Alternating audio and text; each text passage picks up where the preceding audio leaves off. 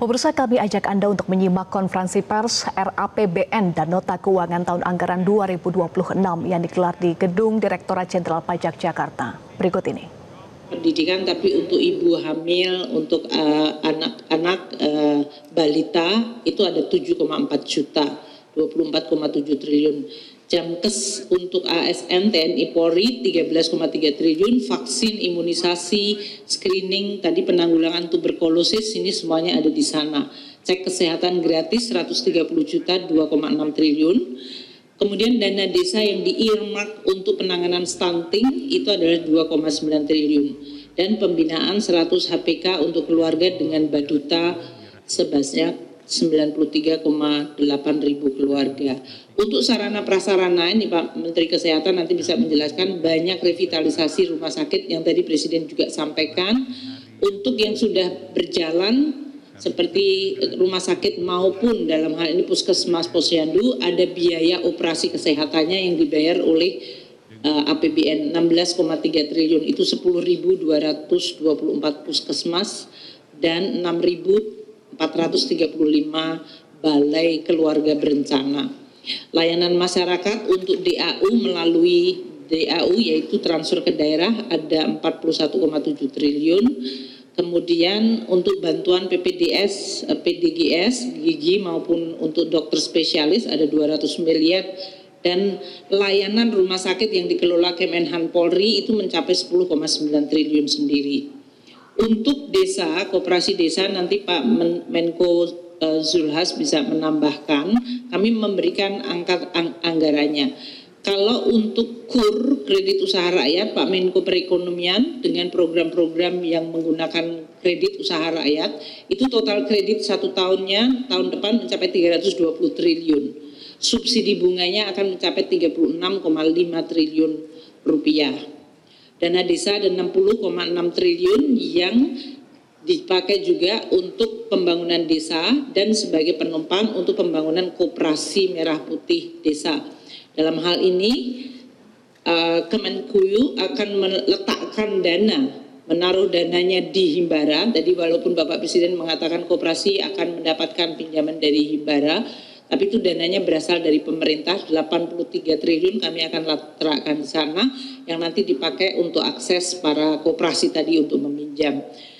Kemudian ada untuk kementerian lembaga, untuk koperasi UMKM dan yang lain-lain itu 1,7 triliun. Sedangkan jadi dalam hal ini kami membangun dari desa itu melalui berbagai jalur atau anggaran.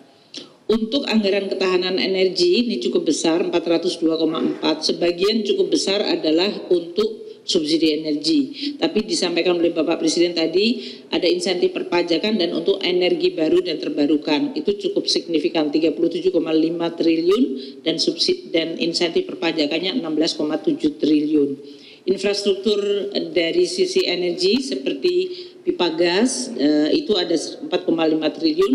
Listrik desa ini yang disampaikan Menteri ESDM itu kita anggarkan 5 triliun tadi berdasarkan lokasi dan kemajuan.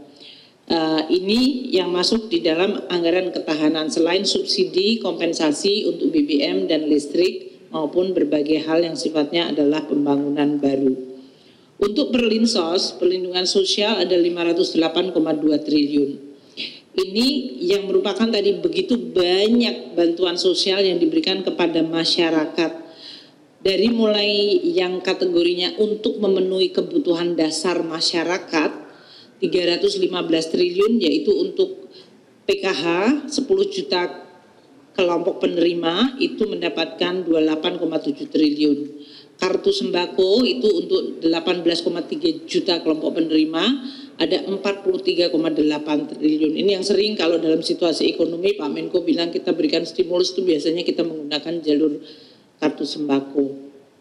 Untuk jaminan kehilangan pekerjaan itu 1,2 triliun itu mengcover 140 juta peserta. Subsidi energi 210 triliun, subsidi non energi 17,4 triliun. Ini terutama untuk berbagai PSO, alat-alat transport yang tarifnya lebih rendah dari biaya mereka dan juga untuk perumahan serta air. Dan BLT desa 6,5 triliun. Untuk penanggulangan bencana, daerah bencana di 7,9 triliun. Yang kedua, layanan pendidikan, ini untuk PIP, KIP, sekolah rakyat, itu ada 37,5 triliun. Untuk pemenuhan layanan kesehatan, dari mulai akses maupun PBPU, dan itu 69 triliun, dan pemberdayaan masyarakat dalam bentuk KUR maupun subsidi pupuk 86,2. Jadi ini adalah menata atau mengkategorikan. Mungkin tadi udah dijelaskan, jadi bukan double atau triple counting ya. Hanya kategori, ini adalah belanja-belanja yang langsung dinikmati untuk melindungi masyarakat. Pertahanan semesta yang tadi telah disampaikan Bapak Presiden baik di pidato pagi maupun siang. Anggaran untuk pertahanan semesta di bidang pertahanan 185 triliun itu untuk harwat, pengadaan pesawat dan penggantian pesawat atau alutsista yang lain, dan termasuk penambahan batalion dan kodam. Ini sudah masuk di 185 triliun. Jelajahi cara baru mendapatkan informasi. Download Metro TV Extend sekarang.